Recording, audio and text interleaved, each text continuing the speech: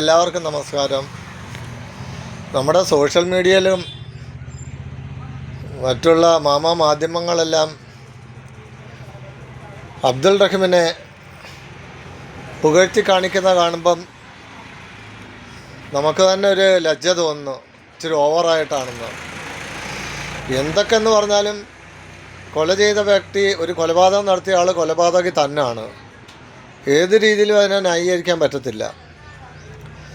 നിങ്ങളുടെ വീട്ടിലെ നിങ്ങളുടെ സ്വന്തക്കാരെ ആരെങ്കിലും ഫിസിക്കലി മെൻ്റലി ഡിസേബിൾ ആയതോ അല്ലാത്തതോ ആയ ഒരു വ്യക്തിയെ ഒരാൾ അറിഞ്ഞോ അറിയാതെയോ, ഇത് അറിയാതൊന്നുമല്ല, അറിഞ്ഞു തന്നെയാണ് തല്ലിയത്, തട്ടിക്കളഞ്ഞത്, ഒരാൾ കൊല ചെയ്ത് കഴിഞ്ഞാൽ നിങ്ങൾക്ക് എത്രത്തോളം കോടികൾ തന്നാലും നിങ്ങൾക്കത് അംഗീകരിക്കാൻ പറ്റുമോ? മരണപ്പെട്ട വ്യക്തിക്കും അപ്പനും അമ്മയും സഹോദരങ്ങളും ഒക്കെ ഉണ്ട്. അതുപോലെ കൊല്ലപ്പെട്ട കൊന്ന വ്യക്തിക്ക് എന്ന് വെച്ചാൽ കൊലപാതകം ചെയ്ത അത് ഏതൊരു വ്യക്തിക്കും, രാജ്യത്ത് എവിടെയും കൊലപാതകം ചെയ്യുന്ന വ്യക്തികൾക്കും അമ്മയും അച്ഛനും സഹോദരങ്ങളും ഭാര്യയും മക്കളും ഒക്കെ ഉണ്ട്. ഇതൊക്കെ ഒരു നിമിഷത്തെ ഒരു ദേഷ്യത്തിൻ്റെ പുറത്ത് ചെയ്തു പോകുന്നതാണ്. ഇതൊന്നും മിക്കവാറും 100% പ്രീ പ്ലാൻ കാണത്തുള്ളൂ. ബാക്കിയെല്ലാം അന്നേരത്തെ ആ ദേഷ്യത്തിൻ്റെയും ആ കോപത്തിൻ്റെയും പുറത്ത് ചെയ്തു പോകുന്നതാണ്. അങ്ങനെയാണ് കൊലപാതകയാകുന്നത്. അല്ലാതെ ആരും അറിഞ്ഞുകൊണ്ട് ഞാനൊരു കൊലപാതകയാകണമെന്ന് ആരും ആഗ്രഹിക്കുന്നില്ല. ഒരു നിമിഷത്തെ ദേഷ്യത്തിൻ്റെ പുറത്ത്. ഇദ്ദേഹം സൗദിയിൽ ഒരു വീട്ടുജോലിക്ക് പോയ വ്യക്തി, ഡ്രൈവർ കം വീട്ടുജോലി, ആ വീട്ടിലെ ഡിസേബിളായ വ്യക്തിയെ, പയ്യനെ നോക്കാനായിട്ടുള്ള വ്യക്തിയാണ്. അതിനാണ് അവൻ പോയത്. പുള്ളിക്കാരനെ കൊണ്ട് അത് പറ്റില്ല എന്നുണ്ടെങ്കിൽ ജോലി നിർത്തി പോകണമായിരുന്നു. അല്ലാതെ അവിടെ നിന്ന് അവൻ മുഖത്ത് തുപ്പി എന്ന് പറഞ്ഞ് അവൻ്റെ കഴുത്തേൽ ഘടിപ്പിച്ചിരിക്കുന്ന യന്ത്രം വലിച്ചു പൊട്ടിച്ച് അവനെ മരണത്തിലേക്ക് വിടുകയല്ല ചെയ്യേണ്ടത്. അപ്പോൾ ഇതിനെതിരെ ഒത്തിരി ആളുകൾ ന്യായീകരിക്കുന്നുണ്ട്. ഫേസ്ബുക്കിൽ ഓരോരുത്തർ വീഡിയോ ആകുമ്പോൾ അതിൻ്റെ കീഴെ വന്നിരിക്കുന്ന കമൻറ്റുകളിൽ നിങ്ങളുടെ മുഖത്ത് ആരെങ്കിലും തുപ്പിയാൽ നിങ്ങൾ സഹിക്കുമോ എന്ന് ചോദിച്ചുകൊണ്ട് ന്യായീകരണം കൊണ്ടുവന്നിരിക്കുന്നു. എന്ത് വർത്തമാനമാണ് ഈ പറയുന്നത്? അങ്ങനത്തെ ഒരു വ്യക്തിയെ പരിചരിക്കാനാണ് ഈ അബ്ദുൾ റഹീം പോയത്. മെൻ്റലി ഡിസോർഡർ ആയതും ഫിസിക്കലി ഡിസേബിൾ അല്ലാത്ത ഒരു വ്യക്തിയെ പരിചരിക്കാനാണ് അബ്ദുൾ റഹീം പോയത്. അത്രയ്ക്ക് പേഷ്യൻ്റ് ആയിരിക്കണം, അത്രയ്ക്ക് സമാധാനമായിട്ടും കൃത്യതയോടും ചെയ്യേണ്ട ജോലിയാണത്. ഒരു ഹോസ്പിറ്റലിലെ നേഴ്സും ഡോക്ടറും ഒക്കെ എങ്ങനെയാണ് ജോലി ചെയ്യുന്നത് അതുപോലെ തന്നെ ചെയ്യേണ്ട ഒരു ജോലിയാണ്. അത് ചെയ്യാൻ വരാതെ ടെംപ്റ്റേഷൻ ഉണ്ടാകുന്ന വ്യക്തിയാണെങ്കിൽ ആ ജോലി വിട്ടു പോവുകയാണ് ചെയ്യേണ്ടത്. അതിന് പകരം കൊലപാതകം നടത്തിയിട്ട് കൂട്ടുകാരനെ വിളിച്ചിട്ട് തട്ടിക്കൊണ്ട് പോകൽ പരിപാടി, ആരോ തട്ടിക്കൊണ്ടുപോയി എന്ന് പറയുന്നത് നാടകം ഉണ്ടാക്കുകയല്ല ചെയ്തത്. സൗദിയിലൊക്കെ നിയമപ്രകാരം അവർ 20 വർഷം ചുമ്മാതൊന്നും സൗദിയിലെങ്ങും ഒരു വ്യക്തിയെ ജയിലിലിടത്തില്ല. സൗദി എന്നല്ല ഒരു രാജ്യത്തും. അത് ചിലപ്പം വ്യക്തമായ തെളിവുകളുടെ അഭാവത്തിൽ, തെറ്റായ തെളിവുകളുടെ സാന്നിധ്യത്തിലുമൊക്കെ ജയിലിൽ കിടക്കുന്ന വ്യക്തികളുണ്ട്. പക്ഷേ ഇപ്പോൾ ഇതൊക്കെ വ്യക്തമായ തെളിവും ഇതിൻ്റെയൊക്കെ സൗദിയിൽ ഈ കാര്യങ്ങളെ വ്യക്തമായ ക്ലിയറായിട്ട് അറിഞ്ഞതിന് ശേഷമാണ് അബ്ദുൾ റഹീമിന് 20 വർഷത്തെ ജയിൽവാസം കൊടുത്തത്. അപ്പം ഈ കെട്ടിഘോഷിക്കുന്നതൊക്കെ നമ്മൾ മലയാളികളാണ്. വേറെ ഒരു സ്റ്റേറ്റിലും ഇതില്ല. കേരള സ്റ്റേറ്റിൽ മാത്രമാണ് ഈ കൊട്ടിഘോഷം നടക്കുന്നത്. ഈ പുതിയ വളർന്നു വരുന്ന തലമുറയ്ക്ക് ഇതിൽ നിന്ന് എന്ത് സന്ദേശമാണ് കൊടുക്കുന്നത്? നിങ്ങൾ നാളെയും ഇതുപോലെ ഒരാളിനെ കൊന്നിട്ട് ഞാൻ അറിയാതെയാണ് കൊന്നത്, അബദ്ധം പറ്റിപ്പോയതാണ്, എനിക്ക് അച്ഛനും അമ്മയുണ്ട്, എൻ്റെ അമ്മ കരയുന്നു, എൻ്റെ ഭാര്യ കരയുന്നു, എൻ്റെ മക്കൾ കരയുന്നു, അതുകൊണ്ട് എന്നെ റിലീസ് ചെയ്യണം, എന്നെ രക്ഷിക്കണം എന്ന് പറഞ്ഞ് കൈകൂപ്പി കരഞ്ഞിട്ട് കാര്യമുണ്ടോ? നാളത്തെ വളർന്നു വരുന്ന സമൂഹം ഇത് തന്നെ കണ്ട് ഇത് ഫോളോ ചെയ്യും. കാര്യം അവർക്ക് മനസ്സിലാകും ഞങ്ങളെ രക്ഷപ്പെടുത്താൻ കേരളത്തിലെ ആളുകളുണ്ട്, പണം എറിഞ്ഞു തരാൻ ആളുകളുണ്ടെന്ന്, ഞങ്ങൾക്ക് എന്തും ചെയ്യാം. കഞ്ചാവും ബലാത്സംഗവും കൈക്കൂലിയും കൊലപാതകവും അടിപിടി എന്തും ചെയ്യാനുള്ളൊരു പ്രോത്സാഹനമാണ് ഈ കൊടുക്കുന്നത്. അപ്പോൾ ഇതിന് നെഗറ്റീവ് കമൻ്റ് ഇട്ടോ അല്ല വീഡിയോ ചെയ്യുന്ന വ്യക്തികളുടെ വീഡിയോയുടെ താഴെ വന്ന് ഇത്രത്തോളം അവകാശവും വൃത്തികെട്ടതും അപമാനിക്കുന്നതും ചീത്ത പറഞ്ഞുകൊണ്ട് തെറി പറഞ്ഞുകൊണ്ടുള്ള കമൻ്റൊക്കെ ഇട്ടിട്ട് കാര്യങ്ങളാകുന്നില്ല.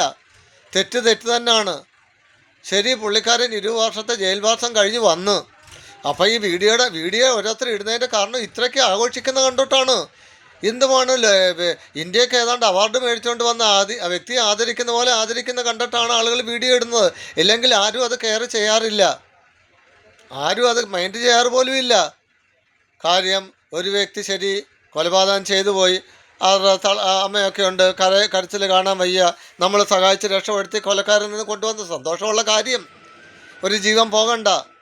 പക്ഷെ അതിന് ഇത്ര വേണ്ടി പുള്ളിക്കാരന് ഒരു വീരശൂര പരാക്രമിയുടെ പരിവേഷം കൊടുത്ത് സോഷ്യൽ മീഡിയയിൽ വീഡിയോസ് ഇടുന്നതുകൊണ്ടാണ് അതിനെതിരെ ജനങ്ങൾ വീഡിയോസ് ഇടുന്നത്. അപ്പോൾ ആ വീഡിയോ ഇടുന്ന ആളുകളെ ചീത്ത പറഞ്ഞിട്ട് കാര്യമില്ല. അതിനെ ഒരു പ്രത്യേക സമുദായത്തിൽപ്പെട്ട ആളുകൾ മാത്രമാണ് ഇത്രയ്ക്ക് തെറി പറഞ്ഞ് വീഡിയോസ് ഇടുന്നത്, കമൻറ്റുകൾ ഇടുന്നത് ഈ വീഡിയോയുടെ കീഴിൽ. നിങ്ങൾ തന്നെ ആലോചിച്ച് നോക്കുക. കൊലപാതകം ചെയ്ത വ്യക്തിയെ പിന്നെ കൊലപാതകയും എന്നല്ലാതെ ഞാൻ ഇന്നലെ പറഞ്ഞ പോലെ അമ്പലത്തിലെ പൂജാരി എന്നാണോ വിളിക്കേണ്ട? അല്ലല്ലോ. കൊലപാതകം ചെയ്ത് ശിക്ഷ അനുഭവിച്ച് വന്നു.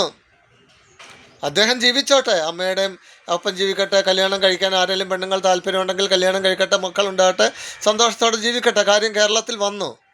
പക്ഷേ ഇത്രയ്ക്ക് അങ്ങ് ആഘോഷം ആവശ്യമുണ്ടോ? അതാണ് എല്ലാവരും ചോദിക്കുന്ന ക്വസ്റ്റ്യൻ. അതിനെതിരെ വന്ന് പ്രിയപ്പെട്ട നല്ല മുസ്ലിം പിള്ളേരും അല്ലാത്ത നല്ലതല്ലെന്ന് പറയുന്ന മുസ്ലിം ആളുകളും എല്ലാം വന്നിങ്ങനെ കമൻ്റ് ഇടേണ്ട കാര്യമുണ്ടോ? ഇല്ല. ഒരു ഇന്ത്യക്ക് ഏതോ വിദേശ രാജ്യത്തിൽ പോയി ഏതോ ചെയ്ത് അവാർഡ് മേടിച്ചുകൊണ്ട് വന്ന ഒരു വ്യക്തിയെ ആദരിക്കുന്ന പോലെ താട്ടിക്കൂട്ടുന്ന കോപ്രായം കാണുന്നുണ്ട്. ഷെയിം തോന്നുവാണ്, ഷെയിം. തീർച്ചയായും ഇത് നാളത്തെ ഒരു സമൂഹത്തിനൊരു തെറ്റായ മെസ്സേജാണ് ഈ പാസ് ചെയ്തു പോകുന്നത്. അതുകൊണ്ടാണ് കേരളത്തിൽ ഇത് തന്നെയല്ല, കേരളത്തിൽ നാളെ ബസ്സിൽ അവൻ്റെ പേരെന്തുവാ, അവൻ മസ്താനി എന്ന് പറയുന്ന പെണ്ണിനെ പാൻറ്റിൻ്റെ സിബൂരി സാമാനം വെളിയിലെടുത്തിട്ട് കാണിച്ച് അവനെ ലാസ്റ്റ് പുരുഷ സംഘടനകൾ വന്ന് അവനെ ജയിലിൽ നിന്ന് ഇറക്കിക്കൊണ്ടുവന്ന് ഇതുപോലെ താരപരിവേഷം കൊടുക്കുന്നു. തെറ്റാണ്. ആര് തെറ്റ് ചെയ്തെന്ന് പറഞ്ഞാലും തെറ്റിനെ തെറ്റെന്ന് തന്നെ പറയുക. തെറ്റിനെ ശരിയാക്കാൻ നടക്കരുത്. തെറ്റ് ചെയ്ത ആൾ തെറ്റ് ഏറ്റു പറഞ്ഞ് ശരി ഞാൻ തെറ്റ് ചെയ്ത കുറ്റവാദം ഉണ്ട്, അതൊക്കെയാണ് മനുഷ്യർ അംഗീകരിക്കുന്ന കാര്യങ്ങൾ. കേരളത്തിൽ പൊതുവെ ഇപ്പോൾ ഏത് ബലാത്സംഗം ചെയ്താലും, ഏത് കൊച്ചുകുട്ടികളെ ബലാത്സംഗം ചെയ്ത് കൊന്നാലും, പ്രായമുള്ളവരെ കൊന്നാലും, ഇന്നലെ കായംകുളത്ത് ഒരാളിനെ, കനകക്കുന്നിൽ ഒരമ്മച്ചിയെ കൊന്ന കഥ. അപ്പോൾ ഇതൊക്കെ ഒരു പ്രവണത, ഇതൊരു മോട്ടിവേഷൻ കൊടുക്കുവാണ് പുതിയ തലമുറയ്ക്ക്, മറ്റുള്ളവർക്ക് പിന്നെയും തെറ്റ് ചെയ്യാനായിട്ട്. അത് വർഗീസ് എന്ന് പറയുന്ന ഇസ്രായേലിൽ നിന്ന് അവൻ വീഡിയോ ചെയ്യുന്ന അവൻ്റെ വീഡിയോയ്ക്ക് മൊത്തം ദിവസവും പുതിയ വീഡിയോ ഇടുന്നു. അവനെ വീണ്ടും അവനെ കളിയായിക്കൊണ്ട് അവൻ പറഞ്ഞതിനെ അവൻ തെറ്റാ പറഞ്ഞെന്നും പറഞ്ഞുകൊണ്ടാണ് വീഡിയോകൾ വരുന്നത്.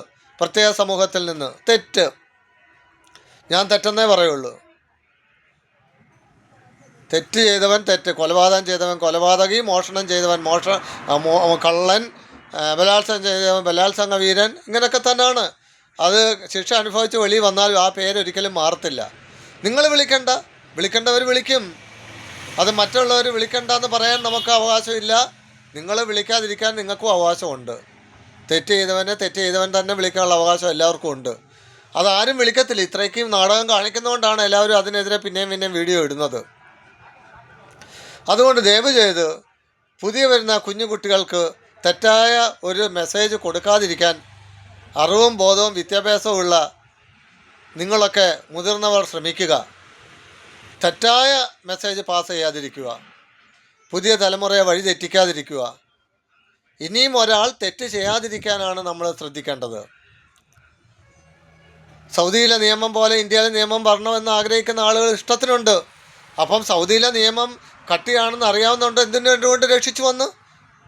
അപ്പോൾ സൗദിയിൽ ആ നിയമം പറ്റും. മുസ്ലിങ്ങളുടെ രാജ്യത്ത് മുസ്ലിമായ അബ്ദുൾ റഹീമിനെ പോലും ഇത്ര കഠിനമായിട്ട് അവരെ ശിക്ഷിച്ചു. അപ്പോൾ ആ നിയമം കേരളത്തിൽ വേണ്ടേ? അപ്പം കേരളത്തിൽ ഒരു നിയമങ്ങളും പാടില്ലേ? കേരളത്തിൽ എന്ത് ക്രിമിനൽ തരങ്ങൾ കാണിച്ചാൽ അവരെ ഫ്രീ ആയിട്ട് ഇറക്കി വിടാനാണോ അപ്പം നിങ്ങളെല്ലാവരും ആഗ്രഹിക്കുന്നത്? ദയവ് ചെയ്ത് തെറ്റായ മെസ്സേജുകൾ പാസ് ചെയ്യാതിരിക്കുക. നന്ദി, നമസ്കാരം.